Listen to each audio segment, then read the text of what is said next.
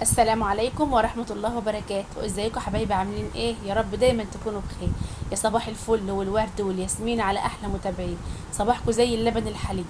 يا رب ان شاء الله يكون النهارده يوم كده نادي ويوم حلو ويوم كله طاقة ايجابية زي قلوبكم الحلوة الطيبة.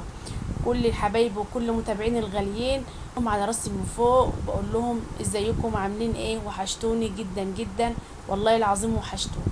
فيديو النهارده فيديو حلو قوي. نبدأ يومنا النهاردة كده بتفاؤل وبأمل وبطاقة إيجابية، ويوم كله نشاط وحيوية. أول يوم النهاردة بصوا أنا معايا الروتين النهاردة جامد. عايزة أقول لكم بقى ما تنسونيش كده في اللايك الحلو بتاعكم والاشتراك والكومنت الجميل، لأنه بصراحة روتين يستاهل. عملت فيه شوية شغل النهاردة بقى ما أقولكوش. أول حاجة كده دخلت إن شاء الله كده، صحينا من النوم بدري طبعا، فتحنا الشبابيك بتاعتنا، شغلنا القرآن بتاعنا، ودخلنا على طول على ترتيب الأوض كده زي ما انتوا شايفين. بدأت أفرش في سراير في أوضة الولاد بتاعتي يعني وكده، عندي دي أوضة الولاد. قلت هنفضها كده واروقها تروقة حلوة، وافرش السراير وانضفها واخليها زي الفل. هي كانت يعني الأوضة كانت نضيفة، ما كانتش يعني فيها تراب كتير ولا كده، بس حاولت ان انا برضو انضفها معاكم وارتبها ترتيبه حلوه كده معاكم. ويومنا بقى الطبيعي واليوم العادي بتاع اي ست باللي بتعمله في بيتها، هو التنظيف والترويق والطبيخ والاكل والشرب، مفيش اكتر من كده. مسحه من فوق كده ومسحه من تحت، وخلينا الاوضه بتبرق كده، زي ما بيقولوا كده بيبرق بربرق على راي اللي بيقولوا. وكمان الكومودينو مسكته نفضته ومسحت التراب اللي عليه وخليته زي الفل اهو كده. اللهم بارك كده، فرشت السراير وظبطت كل حاجه. هنبدا بقى نخش بقى على مرحله الكنس بتاعه الاوضه. طبعا هي تحت السجاد نضيف زي الفل، ما فيهوش اي حاجه، بس برضو ايه، من فوق على الوش كده هناخدها ايه، قشه سريعه كده او كنسه سريعه. يلا يلا نسمي بالله ونصلي على رسول الله، واللي لسه ما حطش لايك يحط لايك. اللهم صل وسلم وبارك عليك يا حبيبي يا شفيعي يا رسول الله، عليه افضل الصلاه والسلام. ابدأوا يومكم وذكروا لسانكم كده بالذكر الطيب بالصلاة على الرسول عليه أفضل الصلاة والسلام. دخلنا بقى كده، بصوا خلصنا الأوضة ورتبناها وبقت زي الفل اهيت. دي أوضة الولاد عندي خلاص. ندخل بقى على أوضة الجلوس بتاعتنا أو الأنتريه. بصوا بقى، عايزة أقول لكم العيال كانوا مخليين الأوضة ما شاء الله زي ما انتوا شايفينها يعني. ندخل بقى عليها ونرتبها ترتيبة حلوة كده، وننضف الكنب ده ونخليه زي الفل كده. شايفين الركنة بتاعتي عاملة ازاي اهي؟ ما شاء الله اللهم بارك اهي. طبعا بقى هنظبطها ونخليها فله دلوقتي. وكمان كان التلفزيون مفتوح، ويلا بينا على طول على الترتيب. بصوا بقى انا جايبه دولت ديت البياضات بتاعت الكنب ديت، انا شارياهم بس هم جمال قوي. هم مش لونهم ابيض يعني، انا بفرشهم كده على الركنه بتاعتي، بيدي شكل حلو قوي وبتفتح لون الركنه وبتخليها جميله. هم لونها يعني يعتبر لونها اوف وايت كده، لا مش اوف وايت، بيج، لونها بيج. واخد يعني انا جايباها مديه اللون الركنه بتاعت الكنب دي لونه ذهبي كده في بني زي ما انتم شايفين. فانا جايباها تعتبر يعني هي بيج داخله على الذهبي برضو، بس تعتبر بيج غامق يعني. وشكلها جميل قوي، فيها قنار كده ذهبي حلو قوي، يعني لايقه على الاوضه ولايقه على الدهان ولايقه على الركنه ولايقه على السجاده كمان. مسكت بقى الكنبه نفضتها او الركنه نفضتها وخليتها زي الفل. وهبدا بقى ايه، ارتب المخدات بتاعه الكنب بتاعي طبعا، وليها مساند كده زي ما انت شايفه اهو. اهو بصوا هحطها بقى كده، هخش على الكنبه التانية بنفس الطريقه برضه. شايفه بقى لما فرشتها كده بالبياضات دي بقى، خلت الاوضه بقت شكلها حلو ازاي، وخلت الكنبه بسم الله ما شاء الله بصراحه بتفتح لونها كده وبتخليها حلوه قوي. صليت على الرسول ولا لسه؟ انزلي في الكومنت وصلي على الرسول كده كومنت حلو منك واثبتوا حضورك معايا. انا بشكر كل حبايبي ومتابعين اللي دخلوا لي القناه جديد. يا رب دايما كده تكون معايا على طول. بشكركم كلكم دايما معايا ودايما رافعين راسي لفوق وعلى راسي من فوق كلكم، وان شاء الله القناه تكبر كده بيكم وليكم باذن الله. بصوا روتين جامد، روتين حلو، روتين المكسله بقى واللي كسلانه واللي قاعده كده تقوم تتشجع معايا وتقوم على طول تشوف شغل بيتها. يلا شجعي كده وقوم على طول. طبعا كمان ده جبس كده كده على الحيطه، قلت امسحه برضو يبقى عليه تراب وكده، قلت انا تنفضها كويس. انا بتنفضيه بس بقماشه كده ولا حاجه بتنفض معاكم بمنتهى السهوله اهو. خلاص اتنفض كده وزي الفل. هو طبعا الجبس ابيض فالتراب ده بيبان عليه بسرعه. وهنا كمان المكتبه دي كمان بصوا اهو، كل حاجه كده همسكها انفضها واخليها زي الفل. تنفضه بقى، ما دام احنا كده كده بنرتب وكده كده هنروق، فالتروقه بقى يبقى شامله كل حاجه.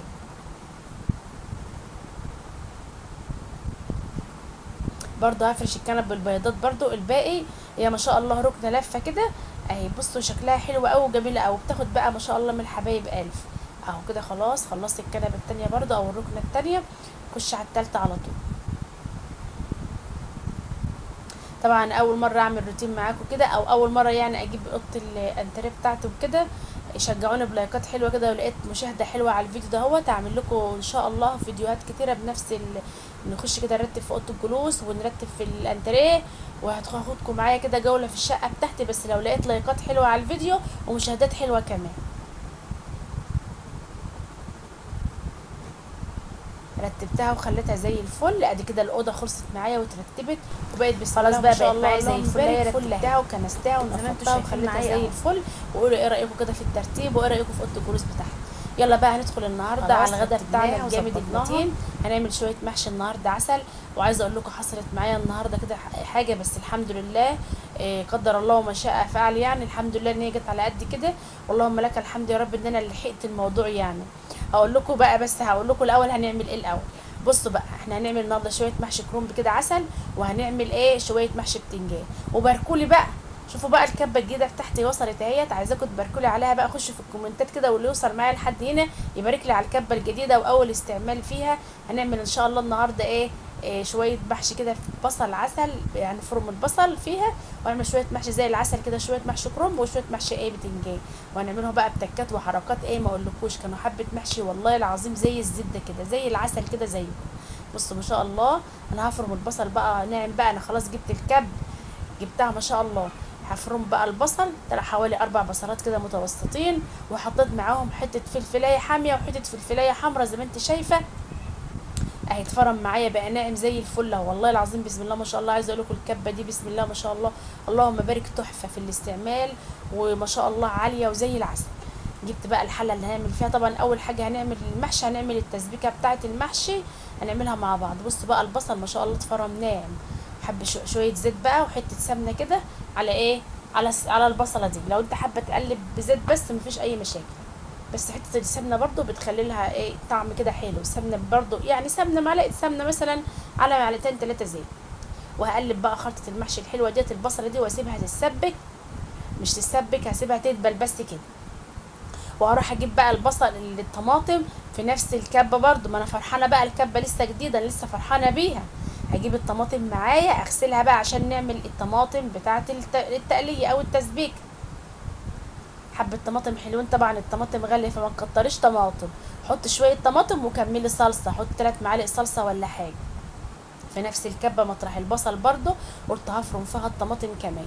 ما شاء الله برضو منعمه الطماطم، وبسم الله ما شاء الله اللهم بارك يا رب، كانت زي العسل الكبه بصراحه ما شاء الله حلوه جدا، واستعمالها تحفه كده.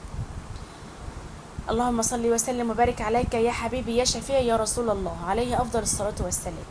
بصوا بضرب بقى الطماطم في الكبه زي ما انت شايفه عشان خاطر تقليه المحشي.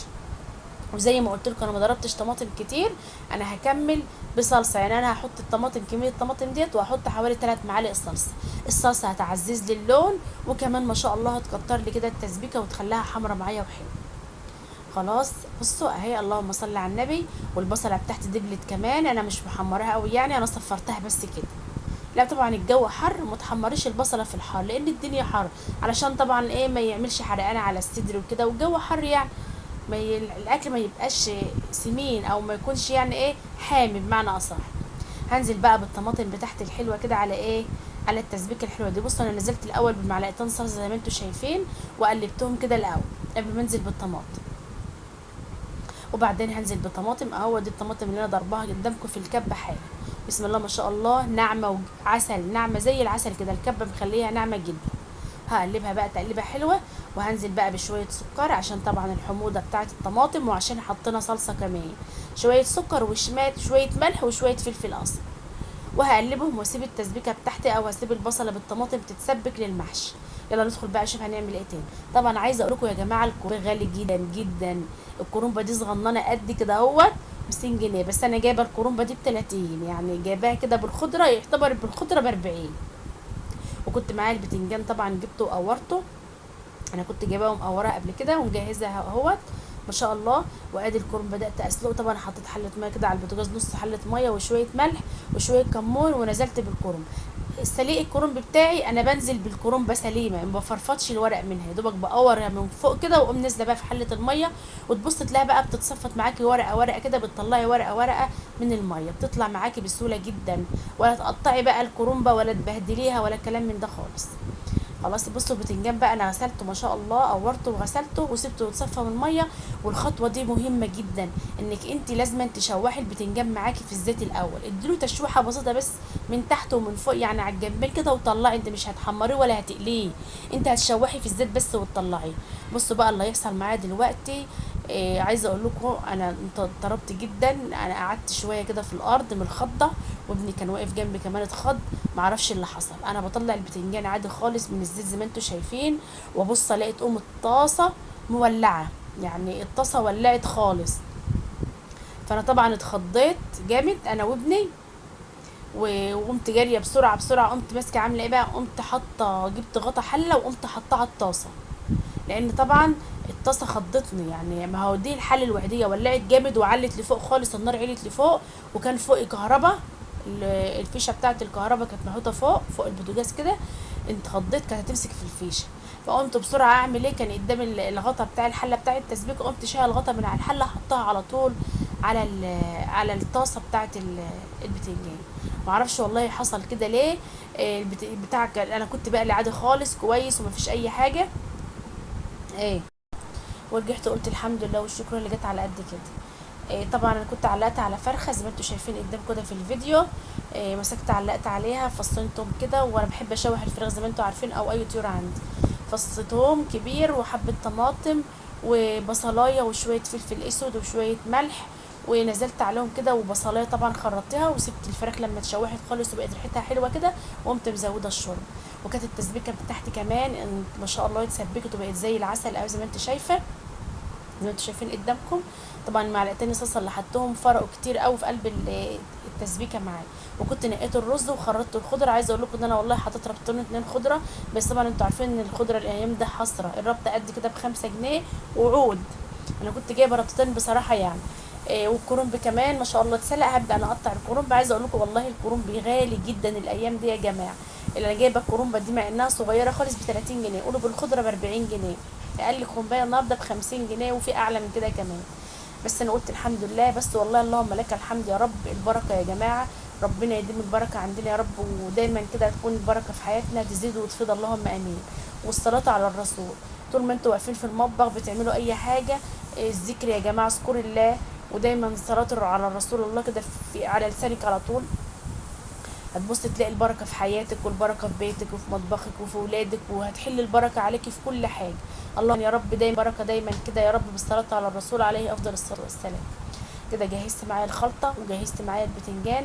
طبعا أنا عايزة أقول لكم بقى إن أنا كانت في الوقت ده أعصابي ثابت طبعا من المصدر اللي انتوا شفتوه دلوقتي.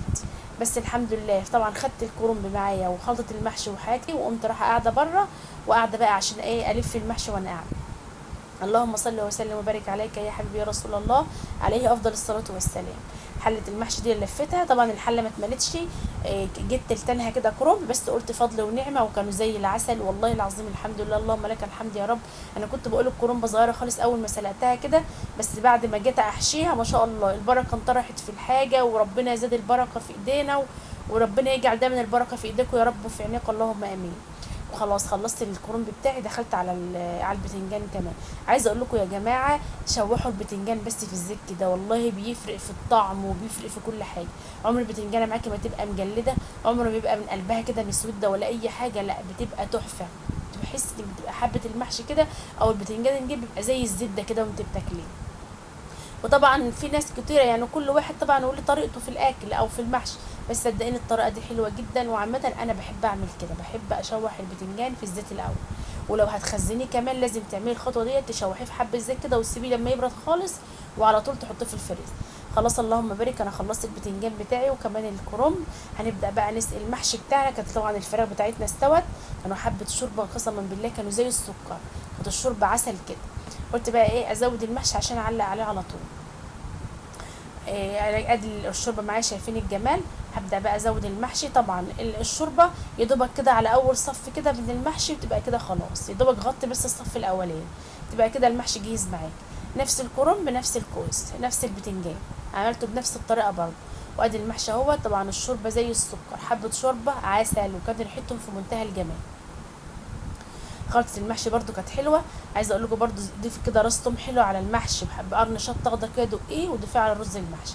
شايفين الجمال. وادي الاكل بتاعنا خلص، والمحشي بتاعنا الجميل. ايه رايكم بقى في الجمال؟ والله حبة محشي زي السكر، يستاهل بقكم. يا ريتكم كنتوا معايا وشفتوا الجمال ده اهو. ادي اكلنا النهارده، وادي فيديونا النهارده. يا رب الفيديو بتاعنا يكون عجبكم وطريقة المحشي عجبتكم، واشوفكم في فيديو جديد. مع الف سلامة.